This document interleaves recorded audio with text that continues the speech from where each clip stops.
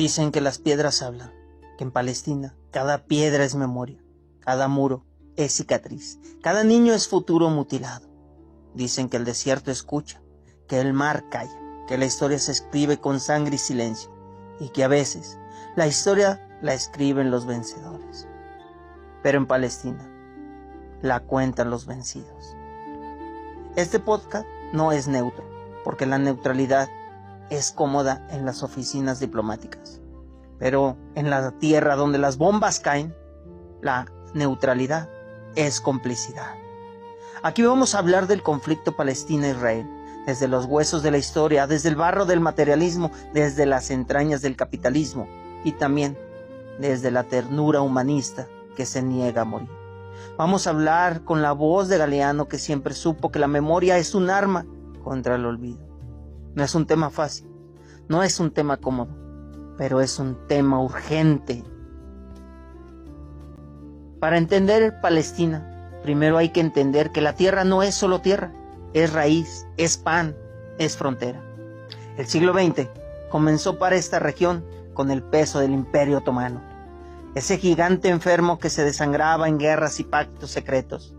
Cuando el imperio se derrumbó, Palestina pasó de mano en mano como si fuera mercancía y no un pueblo. Los británicos lo tomaron bajo el mandato de Palestina en 1920 y desde entonces comenzó el despojo programado. Europa, que había perseguido a los judíos durante siglos, encontró en Palestina el terreno perfecto para lavar culpas y exportar problemas. El sionismo político impulsado por Theodor Herzl a finales del siglo XIX se consolidó con la promesa de un Estado para el pueblo judío. Pero ese sueño, financiado por el capital europeo y legitimado por el colonialismo británico, implicaba un despojo para quienes ya vivían en esta tierra, los palestinos. En 1917, la famosa declaración Balfour prometió a los judíos un hogar nacional en Palestina. En 1917, la famosa declaración Balfour prometió a los judíos un hogar nacional en Palestina. Los palestinos no fueron consultados, nunca lo son en los acuerdos que los condenan. La colonización avanzó y con ella el conflicto.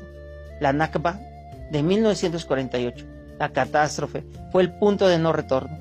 Más de 700,000 palestinos expulsados de sus hogares con la creación del Estado de Israel. Las aldeas se borraron del mapa, pero sus nombres aún viven en la memoria y en las llaves oxidadas que las familias guardan como testimonio. Las guerras árabe-israelíes de 1948, 1967 y 1973 dibujaron nuevas fronteras con sangre. La Guerra de los 6 días en 1967 fue particularmente decisiva. Israel ocupó Gaza, Cisjordania, Jerusalén Este y los Altos del Golán. La ocupación se volvió rutina, la resistencia se volvió destino. Desde un análisis materialista, Palestina no es solo un conflicto religioso, es, sobre todo, un conflicto colonial, capitalista, geopolítico. Es la historia de una tierra que fue convertida en tablero de ajedrez para potencias extranjeras. Palestina en el tablero del capitalismo y la geopolítica. El Medio Oriente nunca fue un simple desierto, es la cuna del petróleo, el corazón enérgico del siglo XX, la arteria vital del capitalismo industrial. Quien controla Palestina no controla petróleo, pero controla pasajes, rutas, mares, símbolos. Palestina está entre África y Asia, y entre el Mediterráneo y el Mar Rojo, entre el mito y la geoestrategia. Es un corredor que conecta continentes, religiones, mercados. Por eso es un punto codiciado en todos los mapas militares. La Guerra Fría convirtió a Palestina en escenario indirecto. Estados Unidos, padrino de Israel, la URSS, retórica pro-Palestina, aunque más interesada en contrarrestar a Washington que en salvar vidas. Hoy ese ajedrez sigue. Irán, Turquía, Arabia Saudita, Rusia, Europa. Cada potencia juega con la herida abierta de Palestina como ficha de negocio. El capitalismo necesita guerra. La industria armamentista necesita conflictos eternos. Israel, con el apoyo de Estados Unidos, se convirtió en potencia militar de alta tecnología. Drones, misiles, software de espionaje. Palestina, con piedras y cohetes caseros, resiste como puede. No es un conflicto equilibrado, es un conflicto asimétrico, donde un ejército ocupa y un pueblo sobrevive. Filosofía y utilidad de la guerra. Desde la mirada utilitarista, los gobernantes hacen cuentas frías. ¿Cuántas vidas valen un barril de petróleo? ¿Cuántos niños muertos justifican un acuerdo de seguridad? ¿Cuántos refugiados son aceptables para mantener el statu quo? El utilitarismo oficial calcula la felicidad de las mayorías sobre los cuerpos de las minorías. Pero, ¿qué felicidad produce un muro de 9 metros de altura que divide a la familia? ¿Qué utilidad tiene un checkpoint donde se humilla a diario a quienes cruzan para trabajar? La filosofía nos recuerda que detrás de cada cálculo hay un rostro y que la ética no puede reducir a estadísticas. Voces humanas en medio de la pólvora. En Gaza, los niños juegan el fútbol entre ruinas. En Cisjordania, las madres bordan en silencio las historias que no caben en las noticieros. En los campos de refugiados, los abuelos aún enseñan a sus nietos los nombres de los pueblos borrados del mapa. Galeano diría que la memoria es un espejo en el que los pueblos se reconocen y que cada vez que alguien intenta romper ese espejo, otro lo vuelve a armar con pedazos de dignidad. Palestina, bloque 2. Identidades que se cruzan como cicatrices. En Palestina cada palabra es frontera. Decir Jerusalén no es lo mismo en árabe que en hebreo. Decir hogar no significa lo mismo para quienes guarda la llave de la casa destruida en 1948 que para quien la habita ahora con papeles otorgados por la ley de ocupación. La identidad palestina no es un invento romántico, es resultado de siglos de raíces compartidas, de campesinos que cultivaban olivos, de familias que comerciaban en los zocos, de rezos en mezquitas e iglesias. Cuando se despoja a un pueblo de su tierra, la identidad se convierte en trinchera invisible. El palestino resiste en su legua, en sus canciones, en su comida, en los hilos de sus bordados. El israelí, por su parte, también construye identidad a través del trauma. Europa lo persiguió, lo masacró en los pogromos, lo exterminó en Auschwitz. Ese dolor histórico se transformó en proyecto político. Nunca más sin tierra. El problema es que esa promesa se construyó sobre la tierra de otro pueblo. Aquí la filosofía materialista nos grita que la identidad no es esencia divina, sino producto de relaciones históricas, de fuerzas, de poder, de lucha de clases y de intereses. El campesino palestino, expulsado de su aldea, y el colono israelí que recibe subsidios estatales para ocupar, no se encuentra en igualdad de condiciones. La identidad en este caso no solo es cultura, es también posesión, expropiación y resistencia. El peso de la religión en la política. La religión es el perfume que disfraza la pólvora. El conflicto suele reducirse en discursos superficiales, a judíos contra musulmanes, pero esa simplificación es un insulto a la complejidad histórica. En Palestina conviven musulmanes, cristianos y judíos desde hace siglos. Los barrios de Jerusalén son testimonio de ello. El musulmán que pasa frente al muro de los lamentos, el cristiano que peregrina al Santo Sepulcro, el judío que reza mirando hacia la roca donde Abraham estuvo dispuesto a sacrificar a su hijo. La religión, sin embargo, fue utilizada como excusa para legitimar despojos. El sionismo político no nació como un movimiento puramente religioso, sino como un nacionalismo con intereses coloniales y apoyo imperial. Y al mismo tiempo, grupos islamistas con discursos fundamentalistas surgieron como reacción a la ocupación y al fracaso de los proyectos laicos. El poder descubrió que la religión moviliza pasiones más profundas que los discursos económicos. Por eso los políticos lo usan, aunque en realidad sus decisiones se tomen en función de contratos de gas, rutas de armas y acuerdos militares. Palestina en el ajedrez geopolítico. Palestina nunca estuvo sola, pero siempre estuvo abandonada. Durante las guerras de 1948 y 1967, los países árabes entraron en combate, pero sus intereses eran diversos. Egipto buscaba liderazgo regional, Jordania quería anexar Cisjordania, Siria usaba la causa palestina como bandera, pero no ofrecía pan ni refugio a los desplazados.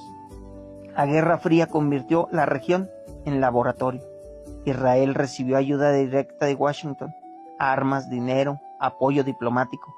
Los palestinos recibieron discursos de Moscú. Algunas armas y sobre todo fueron usados como ficha de propaganda. En el siglo XXI el tablero se volvió más complejo. En Estados Unidos sigue siendo el sostén de Israel, con miles de millones de dólares en ayuda militar. Irán financia a facciones de la resistencia como Hezbollah o Hamas, no solo por solidaridad, sino porque busca contrapeso frente a Arabia Saudita e Israel. Turquía juega a ser mediador, pero también a ser potencia otomana renacida. Arabia Saudita negocia con Washington su normalización, con Israel a cambio de seguridad y tecnología. Y Rusia, debilitada en otros frentes, usa Palestina como carta diplomática contra Occidente. Todos hablan de Palestina, todos negocian con Palestina, pero nadie devuelve Palestina a los palestinos. Militarización de la vida cotidiana. Para los palestinos, el ejército israelí no es una fuerza lejana, es el checkpoint que detiene el trabajador cada mañana. Es el muro que corta los olivares de una familia en dos. Es el dron que zumba sobre los techos de Gaza, recordando que el cielo también está ocupado. La ocupación militar no es soldados con fusiles, es la imposición de un orden cotidiano. Permisos para cruzar calles, listas negras de nombres, cámaras que vigilan cada movimiento. La vida misma se convierte en un campo de batalla. Israel se ha convertido en potencia mundial de la industria bélica y tecnológica. Los sistemas de vigilancia que se prueban en Palestina luego se exportan a todo el mundo.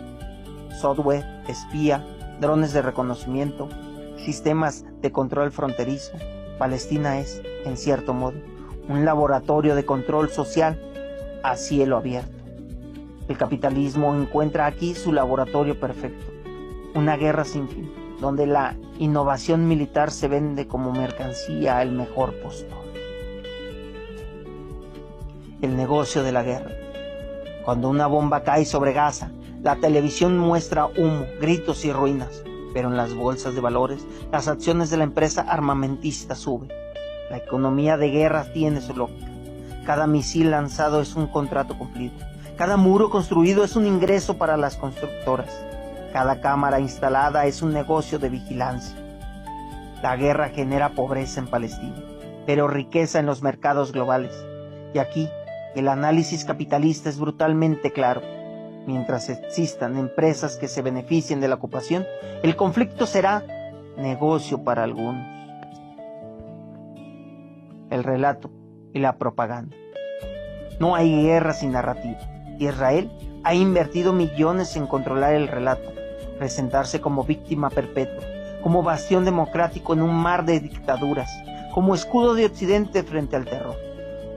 Los palestinos, en cambio, tienen menos recursos mediáticos, pero más fuerza en la poesía, en el arte, en la imagen de un niño que lanza una piedra contra un tanque. El capitalismo digital juega un rol crucial. Algoritmos que silencian imágenes de Palestina en redes sociales, etiquetas que bloquean publicaciones, propaganda que circula disfrazada en noticias objetivas. La guerra se libra también en pantallas. Galeano diría que el mundo está lleno de nadies. Los nadies que mueren sin cámaras, los nadies que sangran sin trending topic, los nadie que esperan justicia en la fila de un campo de refugiados. Humanismo en medio del horror. Y sin embargo, entre tanto cálculo, entre tanto misil, aparece la humanidad. El médico palestino que atiende heridos bajo apagones. El joven israelí que se niega a servir en un ejército de ocupación. La abuela que guarda las llaves de su casa demolida y dice, algún día volveremos. El humanismo no está en los discursos de Naciones Unidas. Está en los gestos cotidianos de quienes se niegan a olvidar que el otro también es humano.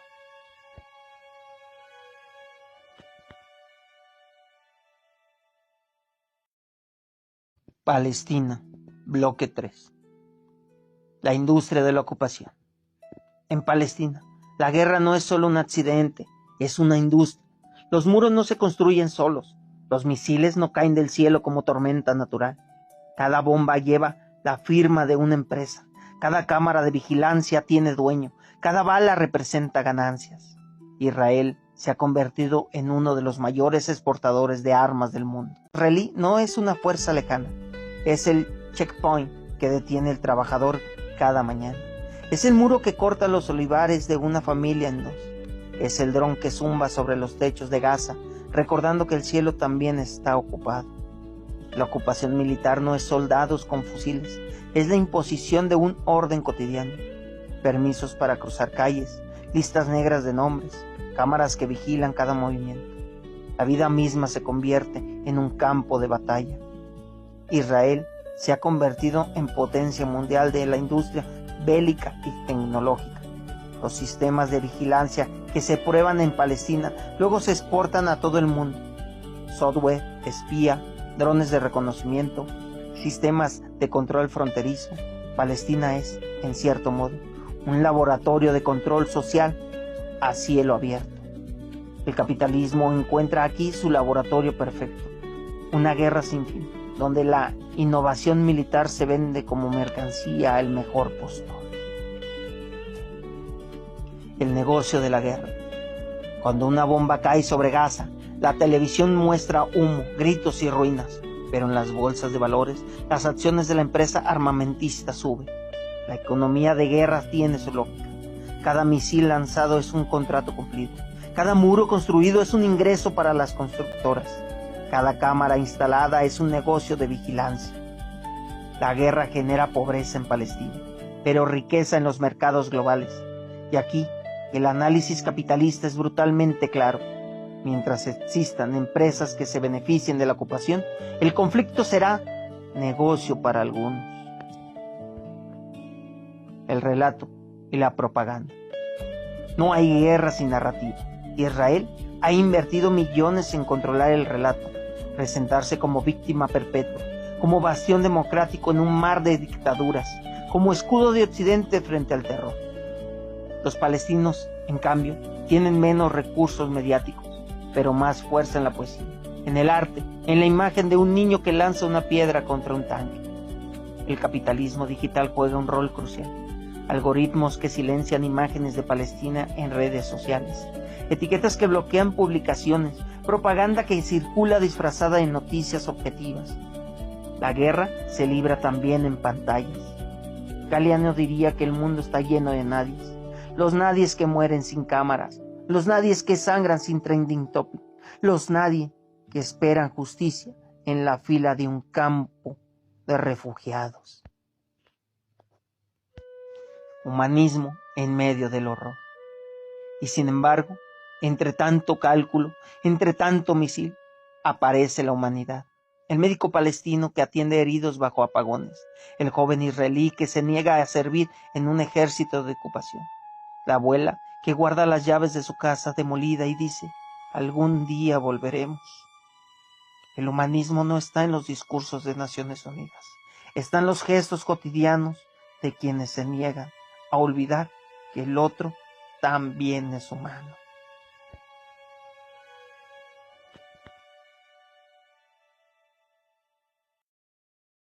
Palestina, bloque 3.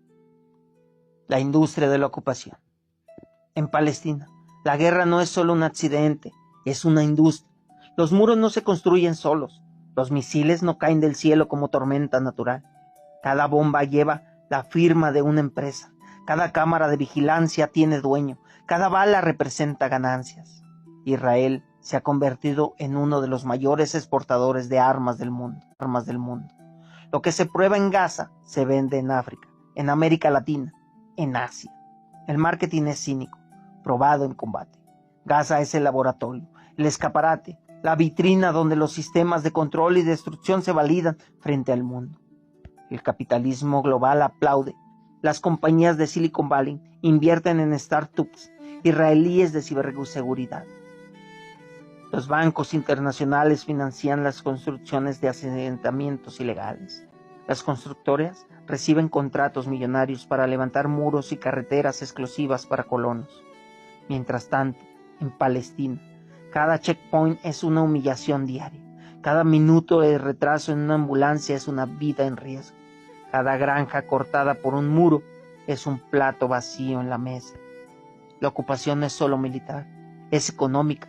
La tierra fértil se confisca, el agua se controla, la electricidad se corta, la dependencia se convierte en arma, sin permiso, sin recursos, sin autonomía. Drones sobre la franja de Gaza. El dron no duerme. Vuela como zumbido metálico sobre las cabezas de los niños que intentan dormir. No dispara siempre, pero su presencia es una amenaza constante. En Gaza, el cielo está privatizado. El dron es ojo, es juez, es verdugo. El dron decide si un coche es sospechoso, si una casa debe ser destruida, si una reunión familiar es un objetivo. Y detrás de ese dron hay algoritmos, software, inteligencia artificial. El capitalismo digital se une al militarismo. Los mismos códigos que se usan para vender anuncios en Facebook se adaptan para seleccionar blancos en Palestina. Galeano diría, la tecnología es inocente hasta que alguien la convierte en verdugo. En Palestina, la tecnología no es neutra, es parte del aparato de ocupación. Checkpoint, la burocracia como arma. No todas las armas son de metal, algunos son de papel. Los checkpoints son muros de cemento. Sí, pero también son papeles, permisos, sellos, listas de nombres. La burocracia se convierte en arma cuando impide que un estudiante cruce a su universidad, que un agricultor llegue a su tierra, que un enfermo llegue a un hospital. La humillación es cotidiana, horas de espera bajo el sol, registros invasivos, la incertidumbre de si hoy dejarán pasar o no. El materialismo histórico nos enseña que la dominación no solo se impone por la fuerza física, sino por la administración del tiempo y del movimiento. En Palestina, el reloj es también un arma, se roba el tiempo de vida. Filosofía utilitarista de la violencia. Los gobiernos justifican la violencia con cálculos. Dicen, es necesario bombardear Gaza para proteger a los civiles de Israel. Dicen, es inevitable sacrificar algunas vidas para garantizar la seguridad. El utilitarismo político convierte a los seres humanos en cifras. Se cuentan daños colaterales, bajas aceptables, pérdidas inevitables. El lenguaje neutraliza el horror. Un niño no es un niño, es un número en un uniforme. El filósofo Bentham soñaba con calcular la felicidad y el dolor como si fueran ecuaciones, pero en Palestina el dolor no cabe en ninguna ecuación. ¿Cómo se mide el sufrimiento de un niño que crece sin conocer un día de paz? ¿Cómo se pondrá el valor de una abuela que guarda la llave de una casa que falte anestesia? En Cisjordania, una maestra reúne a sus alumnos bajo un árbol porque la escuela fue demolida. En un campo de refugiados en Líbano, una abuela guarda todavía la llave oxidada de la casa de Jaffa, que perdió en 1948.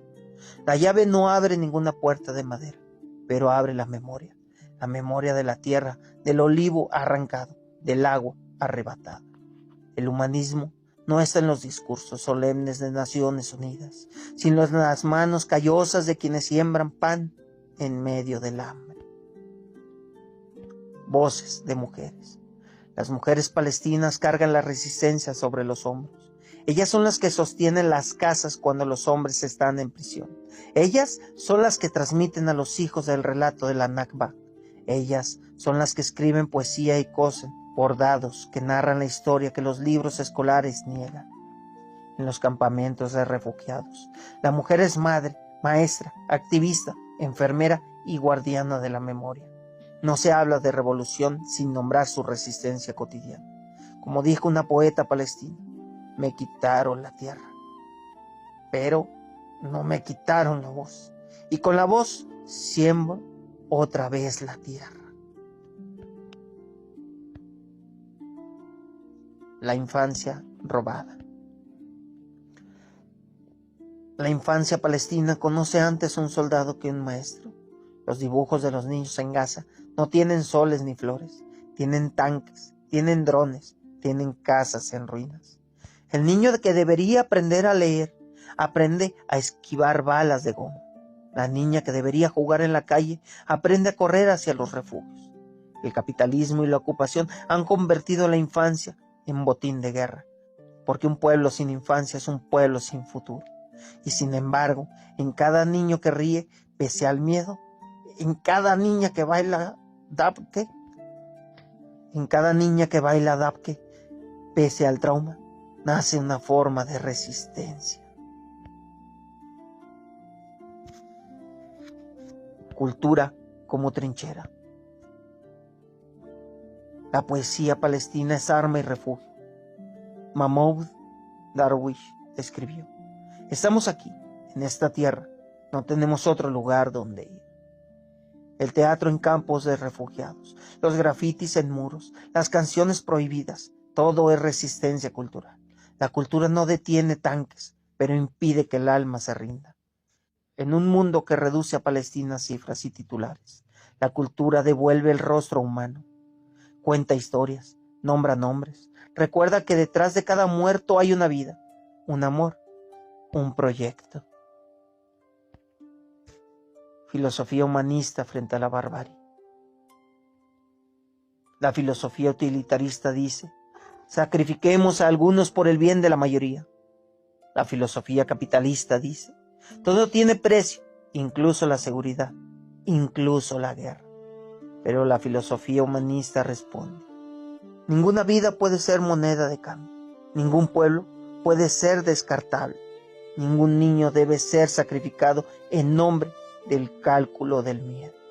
El humanismo no es ingenuidad, es la conciencia de que todos los pueblos, por distintos que sean, merecen dignidad, tierra, pan y libertad. Palestina como espejo del mundo. Palestina no es un conflicto lejano, es espejo. En los muros que separan Cisjordania de Israel, vemos reflejados los muros que crecen en México, en Europa, en África. En los drones sobre Gaza que vemos reflejada la vigilancia digital que controla a los trabajadores en todas partes. En los refugiados palestinos vemos reflejado el destino de millones que huyen de guerras, de hambres, de climas devastados. Palestina nos dice: el futuro que aquí se impone a sangre y fuego, mañana puede imponerse en cualquier lugar.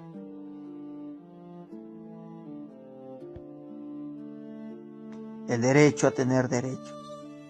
Hannah Arendt escribió que el refugiado es quien pierde el derecho a tener derechos. Eso es Palestina, un pueblo reducido a refugiados, a apátridas, a desplazados. El derecho a regresar, el derecho a existir, el derecho a caminar libremente en su tierra, todos negados. Y sin embargo, el humanismo exige recordar que ningún derecho es dádiva. Cada derecho es conquistado, lo es por la lucha. Palestina nos recuerda que el derecho a la dignidad nunca se concede, siempre se arranca. El futuro como promesa. Los poderosos dicen que el futuro de Palestina es oscuro, que la solución es imposible, que la paz es una utopía. Pero Galeano nos enseñó que la utopía sirve para caminar. La utopía de Palestina no es un mapa diplomático, es un niño que algún día pueda ir a la escuela sin miedo. Es una mujer que pueda regar su huerto sin permiso. Es un anciano que pueda volver a su aldea con la llave en la mano. La utopía es la dignidad de un pueblo que se niega a desaparecer. Epílogo. Las cicatrices hablan. Las cicatrices de Palestina no son solo dolor, son memoria. Cada casa demolida es un recordatorio de que hubo una casa. Cada olivo arrancado es semilla para otro. Cada muerto es una voz que se multiplica en el eco de la resistencia. El humanismo no nos pide elegir bandos militares, nos pide elegir bando humano. Y en ese bando, el sufrimiento de un niño palestino importa tanto como el de un niño israelí. El dolor no tiene pasaporte, pero la justicia sí tiene dirección. La dirección de los pueblos oprimidos, la dirección de quienes luchan contra el despojo, la dirección de quienes insisten en vivir libres, aunque el mundo se empeñe en lo contrario. Palestina no es solo un lugar en el mapa, es un espejo que nos pregunta, ¿de qué lado de la historia queremos estar? Queridos oyentes, este no es solo un relato sobre Palestina, es un relato sobre nosotros, sobre el mundo que construimos, sobre el mundo que aceptamos o resistimos. Que este episodio no quede como ruido de fondo, que sea semilla de preguntas, de memoria, de acción, porque como dijo Galeano, recordar, del latín recordis, volver a pasar por el corazón. Que Palestina vuelva a pasar por nuestro corazón y que nuestra memoria sea también resistencia.